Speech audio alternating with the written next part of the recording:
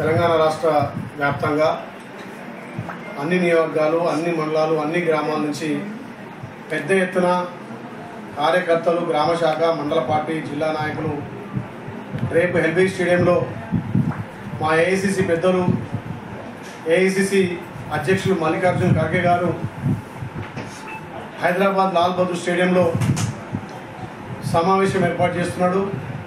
ఆ సమావేశం ముఖ్య ఉద్దేశం కాంగ్రెస్ పార్టీ పెద్దలు, మా ప్రియతమ నాయకుడు రాహుల్ గాంధీ గారి ఆధ్వర్యంలో ఇప్పటికే తెలంగాణలో గౌరవ ముఖ్యమంత్రి రేవంత్ రెడ్డి గారి నాయకత్వాన గ్రామాన కూడా మన రాజ్యాంగాన్ని పరిరక్షించుకోవాలని జై బాబు, జై భీమ్, జై సంవిధాన్ కార్యక్రమాన్ని చేపట్టడం.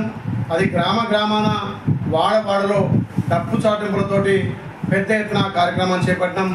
దాని మీద రేపు సుదీర్ఘంగా ఉపన్యసించి మన రాజ్యాంగాన్ని మనం పరిరక్షించుకునే విధంగా పెద్దలు మల్లికార్జున ఖర్గే గారు రేపు తెలంగాణ రాష్ట్ర వ్యాప్తంగా ఉన్నటువంటి కార్యకర్తలను, నాయకులను ఉద్దేశించి మాట్లాడుతున్న సందర్భంగా మనం పెద్ద ఎత్తున గ్రామ శాఖలు, మండల పార్టీలు, జిల్లా నాయకులు, ఎక్స్ ఎంపీటీసీలు, ఎక్స్ సర్పంచులు, తాజా మాజీ అంతా ప్రజాప్రతినిధులు అంతా కూడా పెద్ద ఎత్తున వచ్చి ఆ సభను విజయవంతం చేయాలని కోరుతూ, ముఖ్యంగా ఆలేరు నియోజకవర్గం నుంచి సుమారు 2000 మంది తరలి వెళ్లాలని చెప్పి పిలుపునివ్వడం జరిగింది.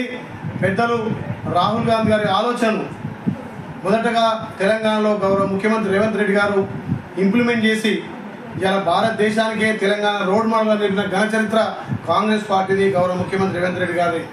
ముఖ్యంగా బీసీల పక్షపాతిగా భారతదేశంలో ఏ రాష్ట్రం చేయనటువంటి బీసీ డిక్లరేషన్ చేసి, డిక్లరేషన్తో పాటు అసెంబ్లీలో చట్టం చేసి, ఇక్కడ స్థానికంగా అక్కడ రాష్ట్రంలో గవర్నర్ తోటి ఆమోదం పంపి కేంద్రానికి పంపిన ఘనత కూడా తెలంగాణ రాష్ట్రానికి గౌరవ ముఖ్యమంత్రి రేవంత్ రెడ్డి గారు. కాబట్టి ఇలా ముఖ్యమంత్రి రేవంత్ రెడ్డి గారి నాయకత్వంలో బీసీలకు పెద్దపీట వేసి సామాజికంగా, ఆర్థికంగా, రాజకీయంగా లబ్ధి పొందడానికి 42% రిజర్వేషన్ ఇలా కాంగ్రెస్ పార్టీతో సాధ్యమైంది. కాబట్టి వీటన్నిటి మీద ప్రియతమ నాయకుడు పెద్దలు ఏఐసిసి అధ్యక్షులు మల్లికార్జున ఖర్గే గారు రేపు ఎల్బీ స్టేడియంలో సమావేశం ఉన్నందున పెద్ద ఎత్తున తరలి వెళ్ళాలని చెప్పి తెలంగాణ ప్రజలకు, ముఖ్యంగా ఆలేరు నియోజకవర్గం ప్రజలందరికీ పిలుపునిస్తున్నాం.